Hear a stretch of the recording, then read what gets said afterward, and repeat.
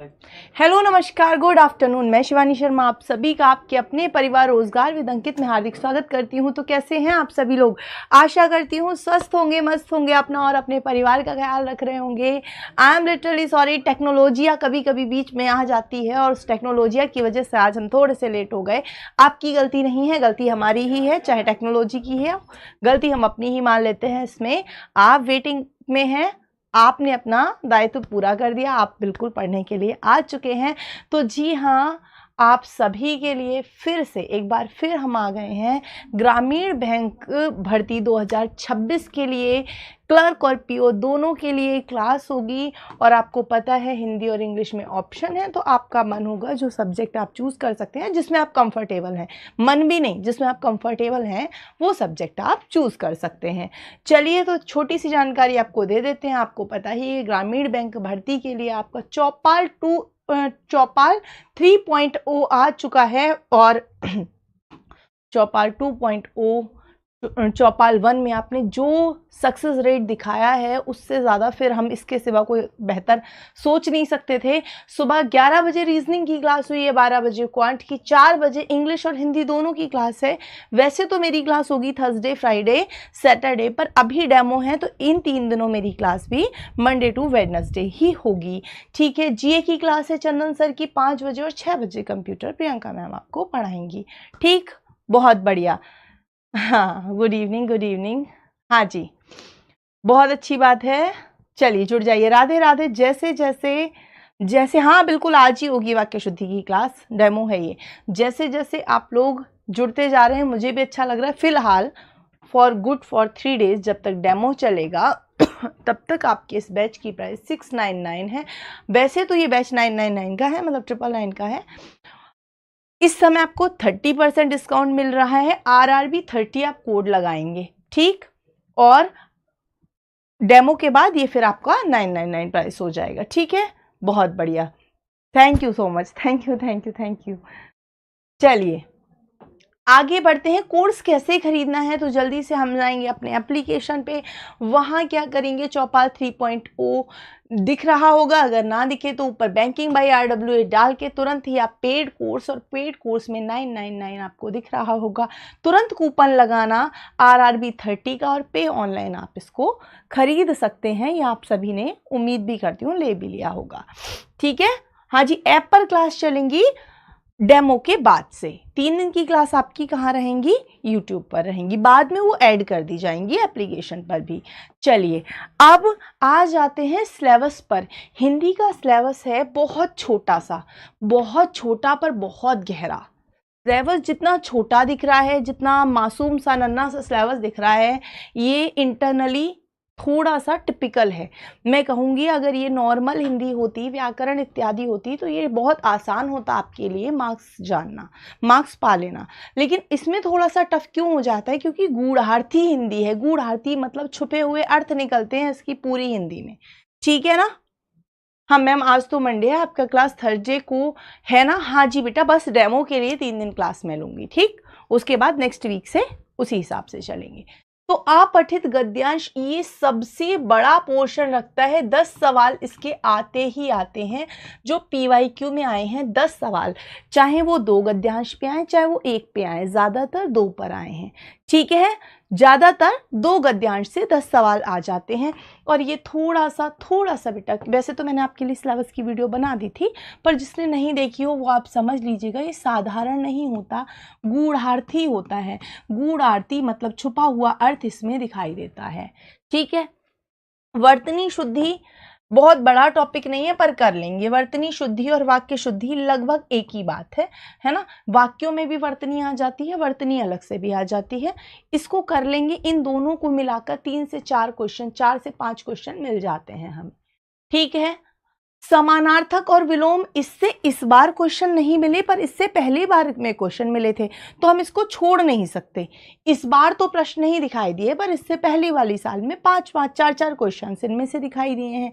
तो भाई एक बात बताओ, हाँ अब की बार बिल्कुल रिक्त स्थान वाले मुहावरे ही कराएंगे आपको, है ना? तो जब ये नहीं आए, पर इन्हें छोड़ेंगे तो नहीं, इन्हें करेंगे तो हम, पर इनको अब कब करेंगे, लास्ट में करेंगे। ये लास्ट टास्क होगा हमारा। ठीक है, वाक्यांश के लिए एक शब्द, इससे तो आते ही आते हैं 2-3 सवाल, है ना।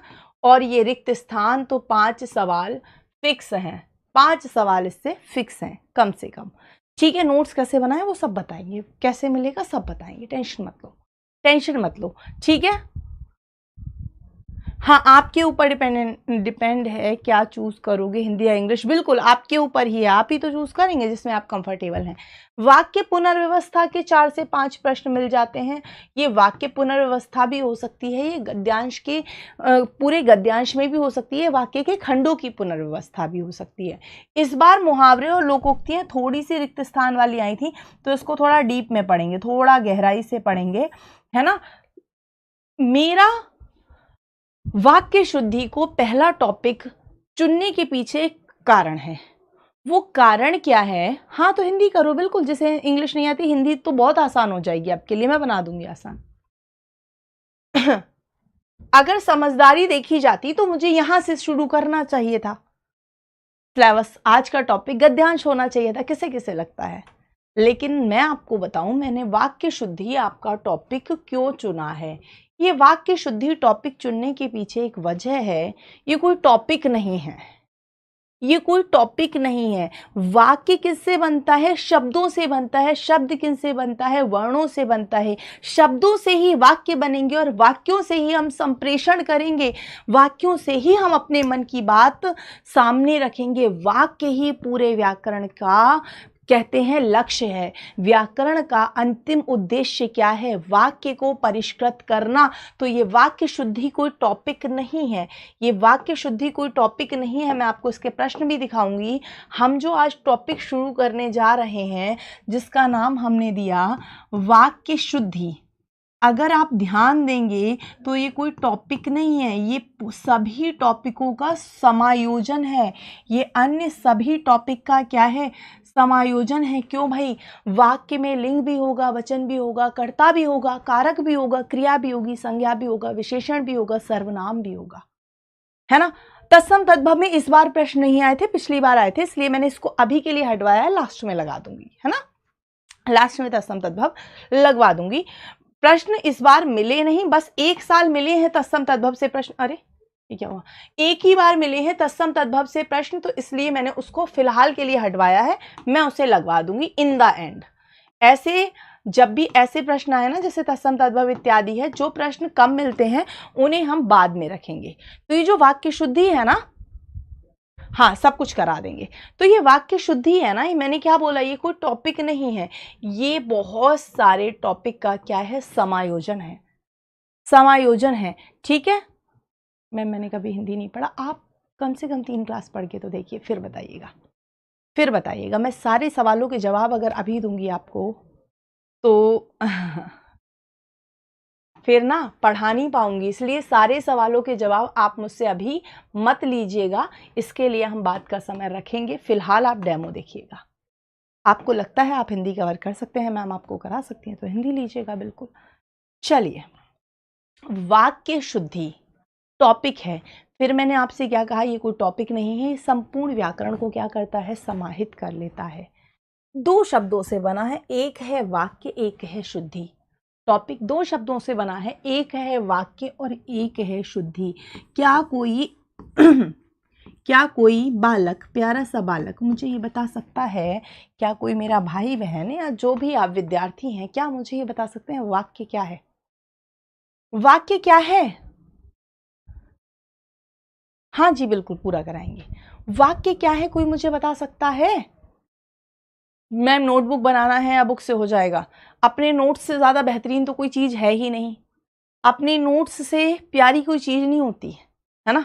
वाक्य सेंटेंस है। वाह, कमाल हो गया, कमाल हो गया, कमाल हो गया। वाक्य की डेफिनेशन में बच्चे ने बताया सेंटेंस। वाह वाह वाह वाह, वारी जाऊं, वारी जाऊं। बहुत बढ़िया। शब्दों के सार्थक कर्म के क्रम के योग को हम वाक्य कहते हैं। ओके, वाक्य शब्दों का समूह है, शब्दों का समूह तो नहीं है। चलिए अभी मैं बताती हूँ वाक्य क्या है बेटा। तो वाक्य है, ओके, शब्दों का सार्थक समूह। शब्दों का सार्थक समूह क्या कहलाता है? वाक्य कहलाता है। सार्थक समूह क्या कहलाता है? तो आप कहेंगे वाक्य कहलाता है। शब्दों का सार्थक समूह वाक्य कहलाता है। समझ आया या नहीं आया? तो आप कहेंगे मैम सीधी सी तो बात है, सार्थक समूह। अच्छा, ये हमने सार्थक क्यों लगाया? हमने सार्थक क्यों लगाया? तो हमने सार्थक इसलिए लगाया क्योंकि निरर्थक होगा तो वाक्य नहीं होगा। अभी इसको हम डिफाइन करेंगे, अभी हम इसको विस्तृत रूप में समझेंगे, ठीक है? ये सबके लिए मैम, क्लास स्केल 2 और 3 सबके लिए है, और आप देख लेना आपके एग्जाम में इससे बाहर प्रश्न नहीं मिलेगा, ठीक है? शब्दों का सार्थक समूह वाक्य कहलाता है। एक डेफिनेशन ये हो गई, और एक बड़ी प्यारी डेफिनेशन जो हम बचपन से पढ़ते आए हैं, जो ये मैंने शॉर्ट में लिखवा दी, जो लेंदी डेफिनेशन हम पढ़ते हैं। आई डोंट नो मैम, तो मैं बता रही हूँ ना। चलिए, तो दूसरी डेफिनेशन क्या होती है? शब्दों का एक ऐसा समूह, शब्दों का एक ऐसा समूह, एक ऐसा समूह, ऐसा समूह जो पूर्ण अर्थ देता हो, जो पूर्ण अर्थ देता हो, पूर्ण अर्थ देता हो, अर्थ देता हो, वो क्या कहलाता है? वो वाक्य कहलाता है। वो अपने आप ही ऐड कर सकते हैं, वो आप अपने आप ही ऐड कर सकते हैं। आज पहली क्लास है, पहली क्लास में ही आप कुछ जानने की कोशिश कीजिए। बेटा ये तो दूसरी भर्ती के लिए है ना बैच, ये बैच दूसरी भर्ती के लिए है। इसके बाद जो दूसरा चौपाल आएगा वो आपको फ्री मिलेगा, है ना? अब तो भर्ती भी बदल गई ना, अब तो अगले साल की भर्ती आ गई, अब तो अगले साल की भर्ती आ चुकी है ना? वो वाला बैच तो खत्म हो चुका है, ठीक है? बताइएगा बिल्कुल पढ़िएगा आराम से।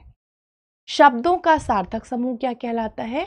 वाक्य कहलाता है। शब्दों का ऐसा समूह जो पूर्ण अर्थ देता है, वाक्य कहलाता है। मैं कहूं रजनी, रजनी गाय को पानी पिला रही है, पानी पिला रही है, पिला रही है। बताना जरा, इसका कोई अर्थ निकल रहा है? इस वाक्य का अर्थ निकाल पा रहे हो? निकाल पा रहे हो? इस वाक्य का अर्थ निकाल पा रहे हो तो कह दो इसे वाक्य है। बताओ, ये जो मैंने लिखा है, ये जो मैंने लिखा है, क्या इसका आप अर्थ निकाल पा रहे हैं? क्या इसका अर्थ निकाल पा रहे हो? हाँ या नहीं? हाँ या नहीं? जितने आप कमेंट्स कर रहे हो समझ में कुछ नहीं आने वाला है, ठीक है? हाँ जी बताओ। अर्थ निकल रहा है, अर्थ तो निकल रहा है, नहीं पूर्ण अर्थ निकल रहा है, निकलना है ना। रजनी गाय को पानी पिला रही है, अर्थ नो, अर्थ नहीं निकल रहा। नो वाला कौन है? नो वाला मुझे ये बताइए, अर्थ नहीं निकल रहा है इसका। समझ नहीं पा रहे हो? रजनी नाम की कोई लड़की होगी जिसके पास एक गाय होगी जिसको वो पानी पिला रही होगी, या पास नहीं होगी मतलब आसपास होगी कहीं ना, जिसे पानी पिला रही होगी। समझ पा रहे हो ना? ठीक है। दूसरा एक और मैं लिख दूं, गाय को, रुको, पानी पिला रही है, पानी पिला रही है, पानी पिला रही है गाय को, गाय को रजनी। अर्थ निकल रहा है या नहीं निकल रहा है? बताओ। दूसरे को देखो, हाँ जी, जिसने कभी हिंदी नहीं पढ़ा है भैया 3 दिन पढ़ के देख लो, अगर लगे कर सकते हो तो बढ़िया है, नहीं लगे तो फिर अपना चेंज कर लेना, कोई दिक्कत थोड़ी है। 3 दिन में कुछ तो नहीं जाएगा। इसमें अर्थ देखो, अर्थ तो निकल रहा है, देखो बेईमानी नहीं, नो नो मत करो भाई, अर्थ तो पूरा निकल रहा है। पानी पिला रही है गाय को रजनी, ये बेईमानी मत करो, ऐसे ऐसे खेलने की नहीं हो रही, चीटिंग कर रहे हो। अर्थ निकल रहा है, ये मत बोलना अर्थ नहीं निकल रहा है, अर्थ निकल रहा है।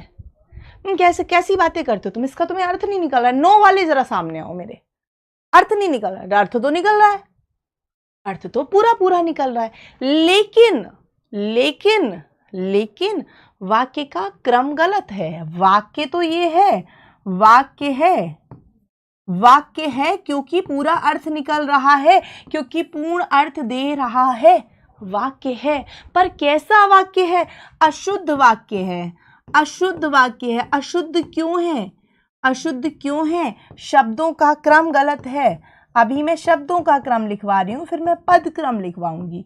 शब्दों का क्रम गलत है, गलत है। पर वाक्य है, पर वाक्य है, हम वाक्य नहीं कह सकते, वाक्य है, शुद्ध वाक्य नहीं है, निरर्थक भी नहीं है। अर्थ निकल रहा है भाई, निरर्थक भी नहीं है, वाक्य सार्थक है। पर अशुद्ध है क्योंकि शब्दों का क्रम गलत है। पर अशुद्ध है, शब्दों का क्रम गलत है, निरर्थक नहीं है जी, सार्थक है, पूरा अर्थ दे तो रहा है। सार्थक का मतलब क्या होता है मेरे भाई? सधन अर्थक, अर्थक, अर्थ के साथ, अर्थ के साथ, क्या है? अर्थ के साथ।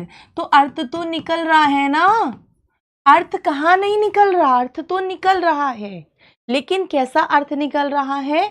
अर्थ पूरा निकल रहा है मैम, पर व्याकरण की दृष्टि से गलत है। व्याकरण की दृष्टि से क्यों गलत है? क्योंकि शब्दों का क्रम गलत है। ठीक है, चलो एक और समूह बना देते हैं। ये दोनों समूह है ना, वाक्यों के समूह है ना, समूह है ना शब्दों के, बिल्कुल। लेकिन ये पहला वाला क्या है?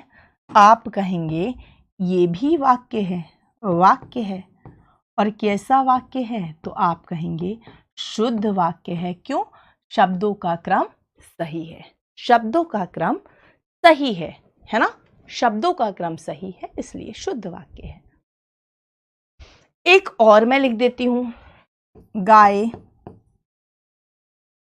पानी पीना, रजनी। बताओ, ये भी शब्दों का समूह है भैया, 4 शब्द लिखे हैं, समूह तो है ये, समूह तो है ये, बोलो समूह तो है ये। पर क्या ये वाक्य है? पर क्या ये वाक्य है? बताइए जी, बताइए जी, क्या ये वाक्य है? हाँ जी बताओ, वाक्य है क्या ये? तो आप कहेंगे ये वाक्य नहीं है, वाक्य नहीं है क्योंकि कोई अर्थ नहीं दे रहा। वाक्य नहीं है क्योंकि अर्थ नहीं निकल रहा। जब तक अर्थ नहीं निकलेगा तो वाक्य नहीं हो सकता, जब तक अर्थ नहीं निकलेगा तो वाक्य नहीं हो सकता। इसको नकार दो, कह दो वाक्य नहीं है। ठीक, चलिए शब्दों का समूह, शब्दों का समूह, शब्द शब्द शब्द हम गा रहे हैं, शब्द शब्द शब्द हम बहुत देर से गा रहे हैं। हम कहते हैं एक वाक्य लिखते हैं बढ़िया सा, है ना। श्याम, श्याम चाय बना रहा है, चाय बना रहा है। और यहाँ से एक डेफिनेशन देखना बेटा, मैं आपको बताऊंगी। आपसे मैं पूछूं ये श्याम क्या है, चाय क्या है, बना क्या है, रहा क्या है, शब्द क्या है क्या है? तो आप कहेंगे मैम ये सभी शब्द हैं। हाँ वाक्य तो है। अगर इनको देखेंगे, मैं यहाँ लिख दूं श्याम, बताओ, मैं यहाँ लिख दूं बनाना, मैं यहाँ लिख दूं चाय, आप कहेंगे मैम ये सब क्या है? शब्द हैं, ये सब क्या है? शब्द हैं। पर यहाँ ये शब्द नहीं है, पर यहाँ ये शब्द नहीं है, फिर ये क्या है? विशेषण संज्ञा छोड़ो ना भाई, अभी तो वाक्य की बात चल रही है। जब विशेषण संज्ञा बताना होगा मैं बताऊंगी ना भाई, मैं बताऊंगी ना। बताओ बताओ, सेंटेंस सही है ये भी, इसमें क्या रॉन्ग है? तो आप क्या क्या कर रहे हो? करता नहीं। अब ये जो शब्द है ना, ये शब्द क्या बन चुके हैं? ये शब्द बदल चुके हैं पद में। पद में मैम कैसे बदले? तो डेफिनेशन लिखो पद की। क्या है डेफिनेशन पद की? तो पद की डेफिनेशन होती है शब्द जब वाक्यों में प्रयुक्त हो जाते हैं, शब्द जब वाक्य में प्रयुक्त हो जाते हैं, मतलब प्रयोग कर लिए जाते हैं, प्रयुक्त हो जाते हैं, हो जाते हैं, तो वे पद कहलाते हैं, तो वे पद कहलाते हैं, पद कहलाते हैं। समझे? पद कहलाते हैं। समझे या नहीं समझे? समझे? तो जब भी वाक्य में आपको कोई शब्द दिखाई दे, मैं पूछूं श्याम क्या है, कर्ता से पहले पद है। क्या है? पद है। ये है क्या है? पद है। चाय क्या है? पद है। वाक्य बाद में है। वाक्य बाद, शब्द तो पहले था। जैसे ही वाक्य में प्रयोग हुआ, शब्द तो स्वतंत्र रूप से है। जब स्वतंत्र है, कैसे बनाएं? जैसे मैं लिख रही हूं वैसे का वैसा लिख लो। नोट्स कैसे बनाएं? जैसे मैं लिख रही हूं वैसे का वैसा लिख लो। ठीक है?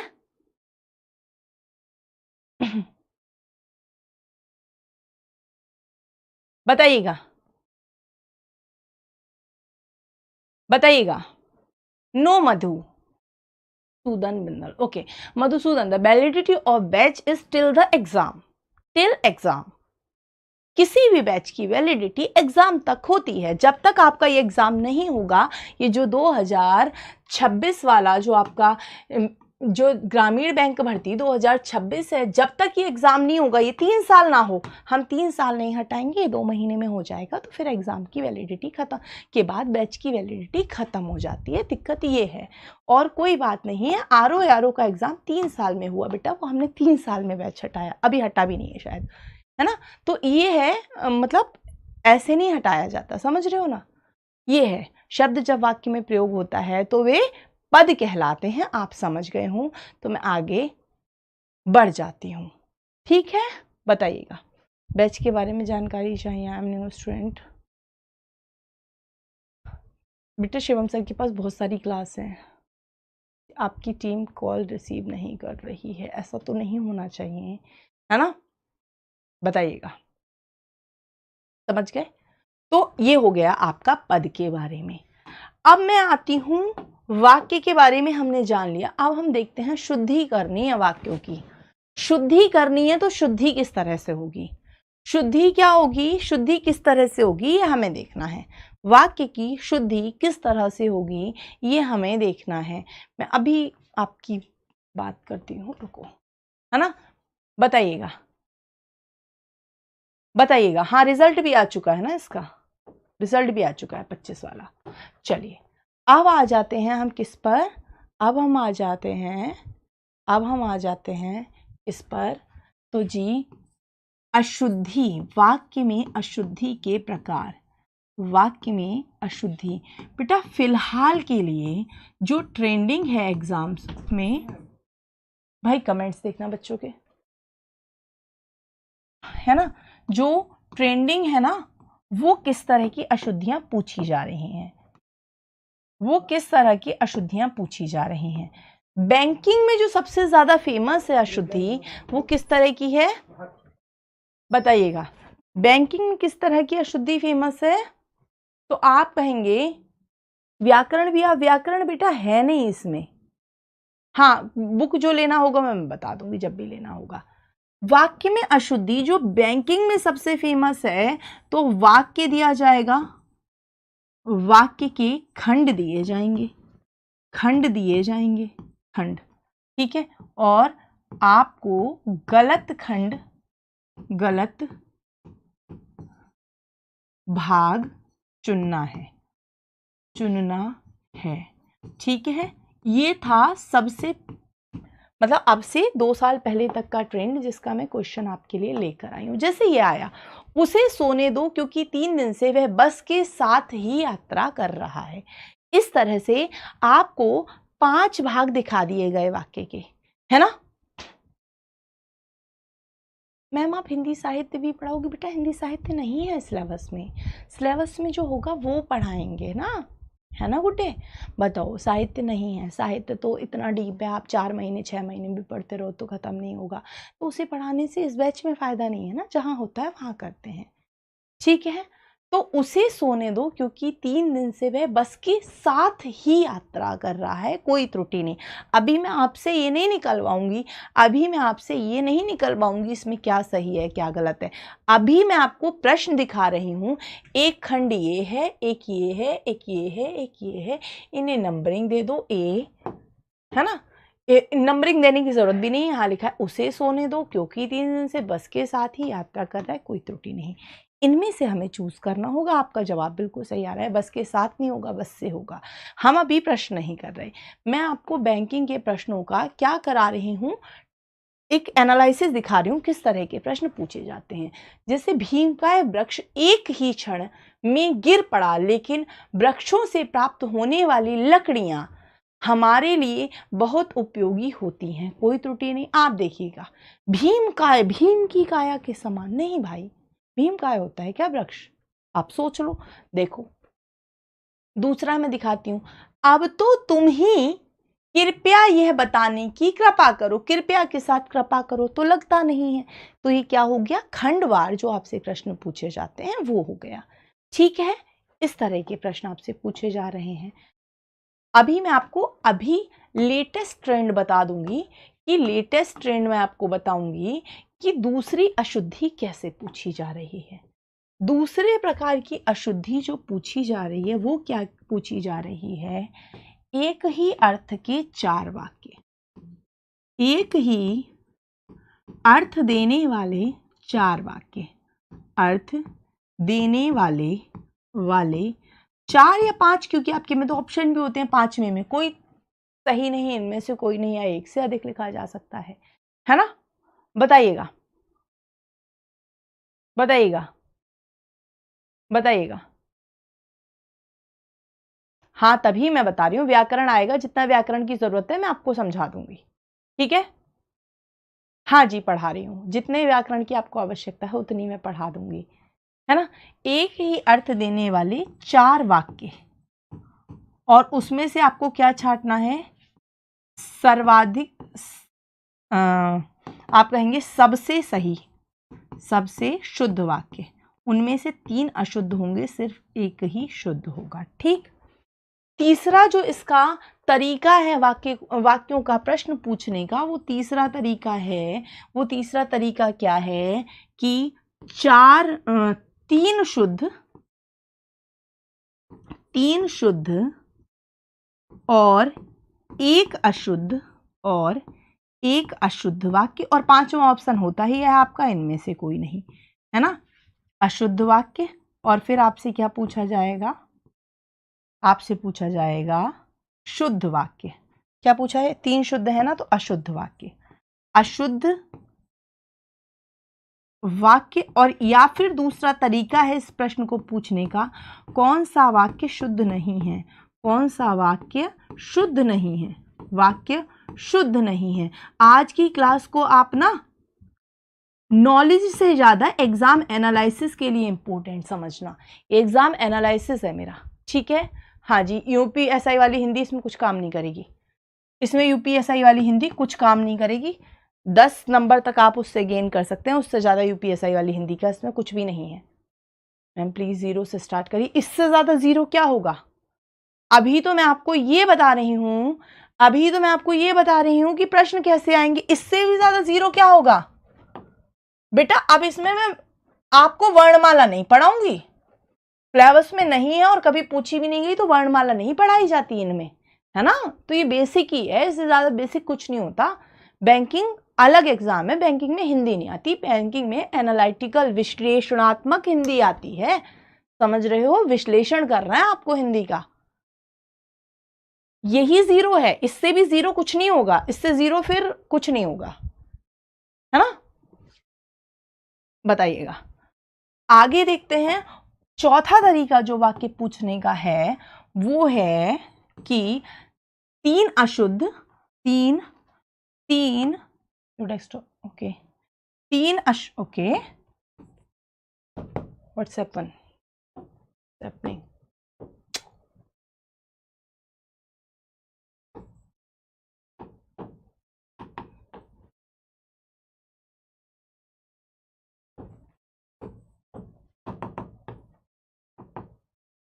वेट बेटा,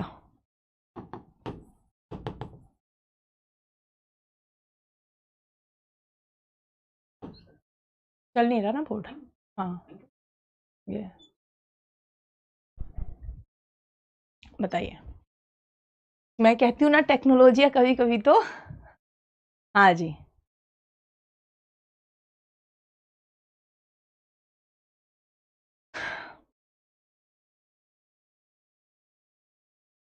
thank you Puja, thank you. कितने दिनों में कंप्लीट हो जाएगा? थोड़ा टाइम लगेगा। अभी लिखा आया था your desktop is shared with sorry, बताइए। हाँ, टेक्नोलॉजिया ऐसा जब ये खराब करती है ना, दिक्कत करती है ना, तो इसे टेक्नोलॉजी नहीं कहते, फिर टेक्नोलॉजिया कहा करो। इसको परेशान कर रखा है इसने, है ना। बताओ, रिस्टार्ट करना पड़ेगा भाई। ओके चल, अच्छा नेक्स्ट पेज पे। ओके ओके ओके ओके, हाँ जी, चलिए आ जाते हैं। तो तीसरा जो तरीका है इनका प्रश्न पूछने का वो होगा जिसमें ये देंगे 3 अशुद्ध वाक्य, 3 अशुद्ध और एक शुद्ध वाक्य, एक शुद्ध वाक्य, एक शुद्ध वाक्य। और कैसे इसको ठीक करेंगे? तो पूछेंगे आपसे, क्या पूछेंगे? कहेंगे शुद्ध कौन सा है? संज्ञा, क्रिया, क्रिया विशेषण, सब व्याकरण में कर्ता ने कर्म को क्रिया व्याकरण सब इसी टॉपिक में कराऊंगी। हाँ हाँ, सब इसी टॉपिक में करा दूंगी, है ना। दीपांशी नाम है आपका, जो भी है सब इसी वाक्य वाले टॉपिक में मैं करा देती हूँ। सारे कर्ता, सारे कारक कराती हूँ इस वाक्य वाले टॉपिक में, आप परेशान ना हो। आपको सब समझ में आ जाएगा, एक एक शब्द आपको समझ में आएगा, मेरा वादा है। कम से कम इसे समझो, तो कोशिश करो समझने, ठीक है। सब समझ में आएगा। एक शुद्ध वाक्य, तो प्रश्न कैसे पूछेंगे? इसमें से शुद्ध वाक्य कौन सा है? या तो पूछेंगे शुद्ध वाक्य, और या फिर पूछ लेंगे आपसे अशुद्ध नहीं है, अशुद्ध नहीं है वाला, अशुद्ध नहीं है ये, ठीक है, शॉर्ट में। और एक आता है जो स्टेट एग्जाम्स में आ जाता है, कई बार कोड देकर पूछते हैं, पर आपसे कोडिंग वाले नहीं पूछेंगे कि 4-5 प्रश्न दे दिए, ABCD लगा दिया, वो आपके में नहीं पूछा जाता, ठीक है। चलो, ये हो गई वाक्य में अशुद्धि का प्रकार। अच्छा, जब मैंने आपको ये बता दिया पद क्या है, शब्द जब वाक्य में प्रयुक्त हो जाते हैं तो वे पद कहलाते हैं। तो वाक्य में अशुद्धि किस प्रकार की होगी? मैंने आपको अशुद्धि पूछने का तरीका बता दिया। अब मैं आपसे पूछूं, वाक्यों में अशुद्धि कितनी हाँ, वाक्य में अशुद्धि कितने प्रकार से होगी? वाक्य में अशुद्धि कितने प्रकार से होगी? तो आप कहेंगे मैम 2 प्रकार से हो सकती है। किस प्रकार से हो सकती है? मैम देखो, वाक्य बन रहा है पद से, मैम वाक्य बन रहा है पद से। वाक्य में प्रयुक्त मतलब वाक्य में प्रयोग किए गए, वाक्य में प्रयोग किए गए, है ना। देखो, वाक्य में प्रयोग किए गए, ठीक, बताइएगा। तो वाक्य में अशुद्धि कैसी होती है? तो 2 तरह की होती है, क्योंकि वाक्य बना है पदों से, है ना, तो अशुद्धि भी पदों की ही होगी। एक तो होगी बेटा पद संबंधी अशुद्धि, है ना भाई, बताओ, पद संबंधी अशुद्धि, अशुद्धि, और दूसरी होगी पद क्रम संबंधी अशुद्धि, पद क्रम संबंधी अशुद्धि, संबंधी अशुद्धि, पद क्रम संबंधी अशुद्धि। 2 तरह की अशुद्धि हो सकती है। एक तो होगी पद संबंधी अशुद्धि, पद ही गलत हो, शब्द ही गलत हो, या फिर दूसरी क्या होगी, शब्दों का जो क्रम हो ना वो अशुद्ध हो। 2 ही तरह की अशुद्धि आपको वाक्य में मिलेगी, 2 ही तरह की अशुद्धि आपको वाक्य में मिलेगी। जैसे मैंने आपसे पहले वाक्य में दिखाया है, ये क्या है, इसमें पद क्रम गलत है ना जी, इसमें क्या है, ये क्या है, पद क्रम गलत है, इसमें क्या है गुड्डे, पद क्रम अशुद्ध है। स्क्रीन दिखाई नहीं दे रहा, आपकी स्क्रीन में कोई दिक्कत होगी गुड्डे, इधर से तो ठीक जा रहा है ना, बताइए। तो पद संबंधी अशुद्धि होगी या पद क्रम संबंधी अशुद्धि? पद संबंधी अशुद्धि में जो सबसे ज्यादा पूछा जाता है, जो बच्चा बोल रहा था ना व्याकरण संबंधी अशुद्धि, रुक जाओ बेटा, गुड्डे रुक जाओ। व्याकरण क्या होता है, अभी आपको व्याकरण का नहीं पता, तो इसलिए आप एकदम से, मैम व्याकरण संबंधी अशुद्धि हो सकती है। व्याकरण संबंधी अशुद्धि क्या होती है? पद या पदक्रम, पद या पदक्रम, और क्या अशुद्धि है व्याकरण?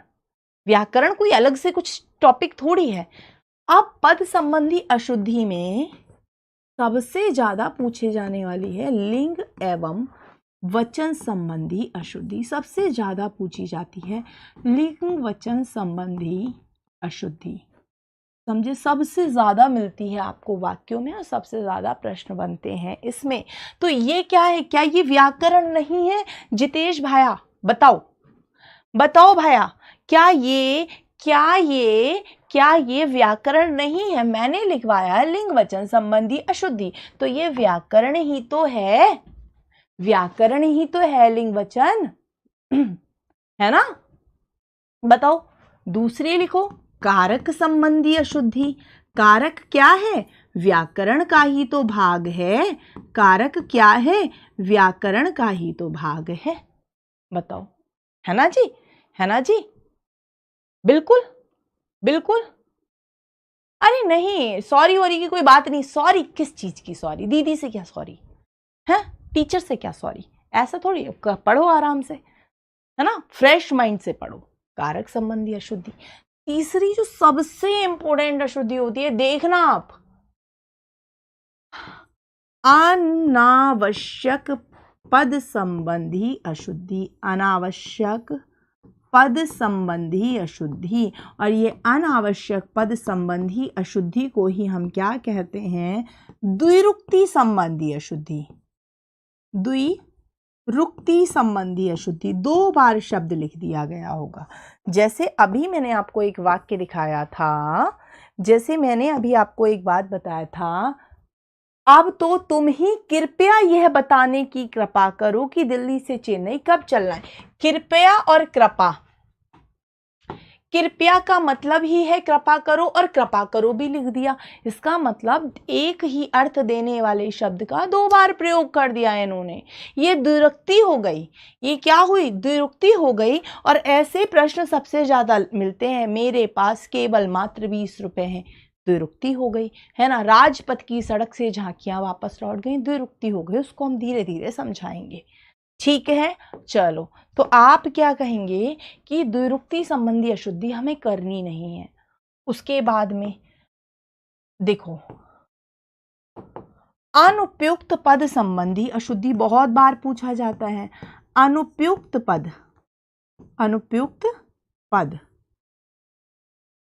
संबंधी अशुद्धि, गलत पद का प्रयोग। अब आप मुझे बताओ, यहां पर अब ये अनुपयुक्त पद कोई भी हो सकता है। जैसे यहां पर लिखा था, उसे सोने दो क्योंकि 3 दिन से वह बस के साथ ही। ये बस के साथ ही क्या अनुपयुक्त पद नहीं है? अनुपयुक्त नहीं आप बोलेंगे मैम, बिल्कुल अनुपयुक्त है, अनुपयुक्त है। बताओ ये क्या है? अनुपयुक्त है। हाँ जी, तो ये कैसी अशुद्धि है? अनुपयुक्त पद संबंधी अशुद्धि है। ये कैसी अशुद्धि है? अनुपयुक्त पद संबंधी अशुद्धि है। बताओ ये कैसी अशुद्धि है? अनुपयुक्त पद संबंधी अशुद्धि है। बताओ, क्लियर है? हाँ जी, अनुपयुक्त का मतलब जो उपयुक्त नहीं है, जो गलत है। अभी तो मैं कुछ बता ही नहीं रही, अभी तो इसको बहुत डिटेल में पढ़ेंगे। अभी तो मैं आपको सिर्फ ये बता रही हूँ गलतियां कैसी होती हैं, गलतियां क्या होती हैं। अभी टॉपिक नहीं पढ़ रहे आप, अभी तो आप ये पढ़ रहे हो इस टॉपिक में आएगा क्या, ठीक? इसके अलावा जो बहुत इंपॉर्टेंट है, कई बार क्या पूछ लिया जाता है, अब ये अनुपयुक्त पद में संज्ञा भी हो सकती है, सर्वनाम भी हो सकता है। सबसे ज्यादा सर्वनाम पूछा जाता है गलत, तो सर्वनाम भी बताना पड़ेगा ना। विशेषण भी गलत हो सकता है, अव्यय भी गलत हो सकता है, विशेषण भी गलत हो सकता है, क्रिया भी गलत हो सकती है, कोई भी हो सकता है, क्योंकि पद तो कुछ भी हो सकता है। आप बोलेंगे मैम बिल्कुल ठीक है। इसके अलावा एक बड़ी इंपॉर्टेंट अशुद्धि होती है वर्तनी संबंधी। हालांकि इसका मैं अलग से टॉपिक आपको कराऊंगी, तो इसको आपको टेंशन लेने की जरूरत नहीं है। वर्तनी संबंधी अशुद्धि भी पूछी जाती है, ठीक है? हाँ, आज से नोट्स बना लो। आपको लगता है आज से बनाना है तो आज से बना लो, वरना अभी कुछ तो थोड़ा बहुत तो आज अभी बताऊंगी, वहां से बना लेना, ठीक है? बताइएगा, ये YouTube पर बेटा डेमो होंगे। अगर मैं पूछूं पद क्रम संबंधी अशुद्धि क्या है, तो पदों का क्रम हम कैसे निर्धारित करेंगे? मैम पदों का क्रम कैसे दिखाई देगा? मैम पदों का क्रम क्या होना चाहिए, हम कैसे निर्धारित करेंगे? हमें तो नहीं पता, हमें तो नहीं पता, हमें कैसे पता? मैम कारक क्या होता है वो सब बताएंगे, अभी आपको कारक नहीं बता रहे, अभी तो आपको अशुद्धियां बता रहे हैं, अभी तो आपको अशुद्धियां बता रहे हैं। बेटा कारक वो होता है कर्ता नहीं, कर्म को कर्ण से, जो आप 4th 5th में पढ़ते थे वही कारक होता है, उसको आराम से पढ़ाएंगे, अभी कारक नहीं पढ़ाया। अभी तो सिर्फ और सिर्फ आपको क्या बताया है, अभी तो सिर्फ और सिर्फ आपको ये बताया है पद क्या होते हैं। समझ गए? बताइएगा। हाँ नोट्स ऐप पर भी मिलेंगे, है ना। यूपीएसआई से तो नहीं होगा, है ना, यूपीएसआई से कुछ नहीं होगा इसमें। चलो दूसरा क्या है, पद क्रम संबंधी अशुद्धि क्या है? तो आप कहेंगे पदों का व्याकरण के नियम के अनुसार ना होना, पदों का व्याकरण के नियमों के अनुसार ना होना, व्याकरण के नियमों के अनुसार, नियमों के अनुसार ना होना, अनुसार ना होना ही क्या कहलाएगा? पद क्रम संबंधी अशुद्धि कहलाएगा। अब मुझे ये बताओ, ये व्याकरण के नियम कहाँ से आएंगे? बताइएगा।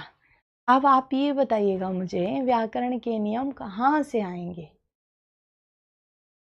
बेटा बैंकिंग बहुत अलग है एसएससी जीडी से, मैं आपको बिल्कुल भी मतलब मिसगाइड नहीं कर सकती सुनीता जी।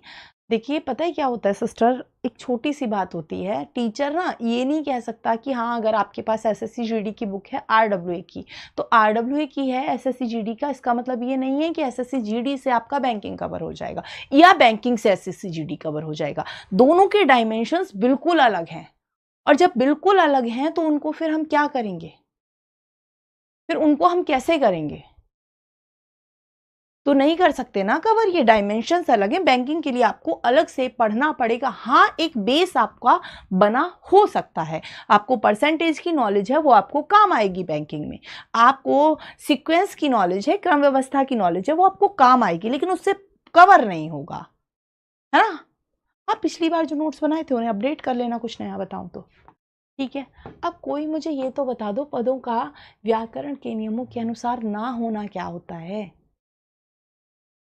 पूनम जी मुझे मेरा काम करने दो अच्छे से, मैं कर लूँगी, मैं टॉपिक ही करवा रही हूँ, प्रश्न का मैंने सिर्फ रेफरेंस दिया है, क्योंकि फिर बच्चे पूछते हैं प्रश्न कैसा आएगा। ठीक है, तो अब ये हमें क्या सीखने पड़ेंगे, इसके लिए हम क्या करेंगे, व्याकरण के नियमों को कवर करेंगे, व्याकरण के नियम सीखेंगे, नियम सीखेंगे हम। ठीक है, सीखेंगे।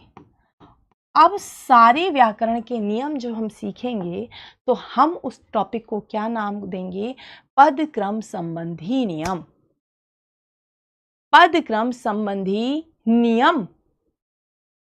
समझ गए? पद क्रम संबंधी नियम, इन्हें हम क्या कहेंगे, पद क्रम संबंधी नियम।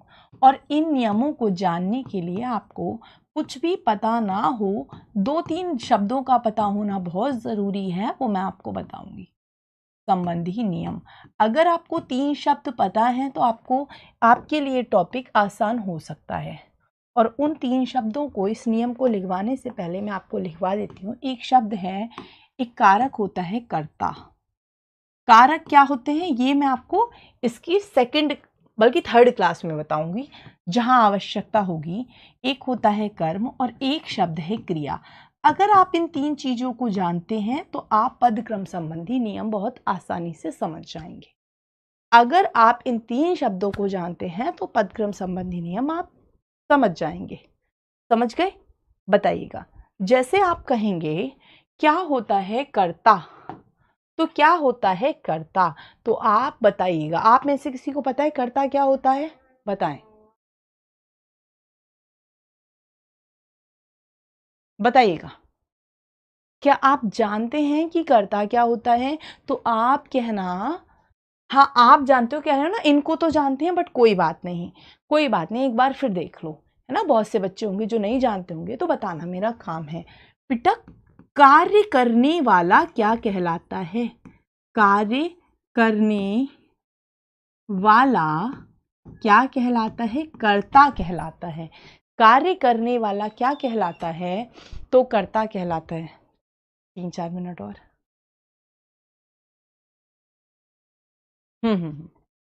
ठीक है, तो कर्ता मतलब कार्य करने वाला। फर्स्ट टाइम में एग्जाम निकल जाएगा, कोई बड़ी बात है, बहुतों का निकलता है। अपने ऊपर भरोसा करो। और नहीं भी निकलेगा कहते हैं क्या जाएगा, पढ़ाई तो करोगे ना, अगली बार निकल जाएगा। और वैसे तो अगली बार का सोचना ही क्यों, फर्स्ट टाइम में क्यों नहीं निकलेगा, अजीब बात करते हो। मतलब फर्स्ट टाइम में नहीं निकलेगा, क्या निकल जाएगा, कि मुझसे और गलत गलत सी बात बुलवा रहे हो, इसी बार निकल जाएगा। भरोसा रखो खुद पर, ठीक है। दूसरा क्या है, कर्म। तो कर्म क्या है, जिस वस्तु पर, जिस वस्तु या व्यक्ति पर कर्ता कर्म करता है, कर्ता क्रिया करता है। क्या करता है, क्रिया करता है।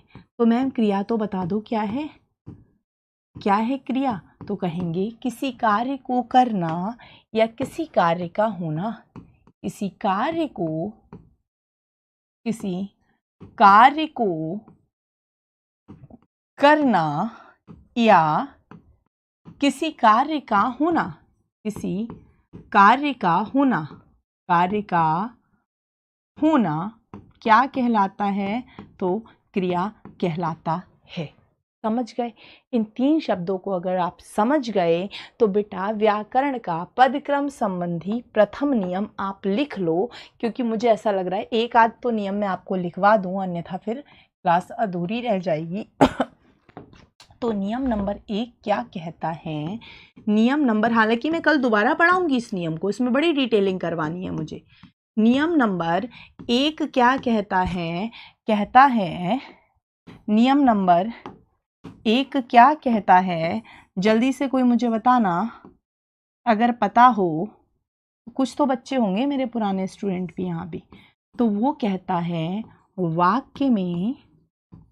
वाक्य में सबसे पहले कर्ता, सबसे पहले कर्ता एवं अंत में क्रिया आती है। अंत का मतलब होता है सबसे बाद में, अंत में क्रिया आती है, क्रिया आती है, आती है। समझे। वाक्य में सबसे पहले कर्ता और अंत में क्रिया आती है। जैसे मैं कहूंगी राधिका, राधिका चित्र बना रही है, चित्र बना रही है, बना रही है। राधिका चित्र बना रही है, इसमें कर्ता कौन है, राधिका क्या है, तो राधिका यहाँ पर बेटा कर्ता है। कौन है, कर्ता है। और बना रही है क्या है, क्रिया है, क्रिया है। चित्र क्या है, कर्म है। इसके बारे में हम कल बात करेंगे, कल की क्लास में यहीं से स्टार्ट करूंगी। इस नियम को हम दोबारा समझेंगे, डिटेल में समझेंगे। आज टेक्नोलॉजी ने हमें थोड़ा सा धोखा दिया, अन्यथा ये क्लास 60 मिनट की होती, 50 मिनट की ही रह गई। तो थोड़ा सा मतलब मुझे भी अफसोस है अपने मन में, लेकिन फिर भी मैम हिंदी में 30 में 30 नहीं भैया, 40 आते हैं, 40 नंबर है हिंदी का बेटे, 40 नंबर का है, तुम 30 की बात कर रहे हो। तो ये कहो ना 40 में 40 आना पॉसिबल है क्या, बिल्कुल पॉसिबल है। मैं मिलती हूँ आप सभी को कल दोपहर 4 बजे। तब तक के लिए अपना और अपने परिवार का ख्याल रखें। Thank you so much, have a good day, bye bye, धन्यवाद।